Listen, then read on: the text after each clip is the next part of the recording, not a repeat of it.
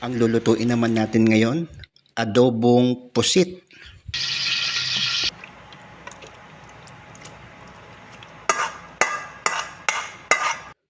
Ang kailangan lang natin, bawang, sibuyas, pinchay. Ang unang gagawin natin, igigisa natin yung bawang. Antayin natin maging kulay brown yung bawang.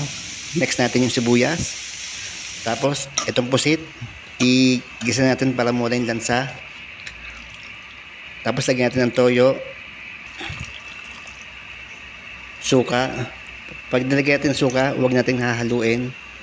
Tapos, lagyan natin paminta. Lagyan natin ng asukal. Tapos yung pusit, tatanggalin natin dito dahil pagka pinapakulaan mo to, tumitigas lang to. Ang gagawin natin, kailangan natin lutuin yung liquid dito. Liquid. Hintayin natin mag-evaporate or yung suka para maluto na rin. Tapos lagyan natin yung kinchay. Yan, palaputin lang natin. Yan, medyo lumalapot na siya. Yung pusit, ibalik natin dito. Yan na ang ating adobong pusit. Tandaan nyo, ang pusit pag pinapakuluan, tumitigas lang siya.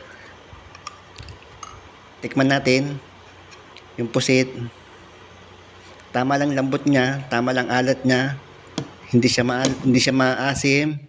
Yun lang. Kung hindi pa kayo nakaka-subscribe sa aking YouTube account, paki-subscribe lang.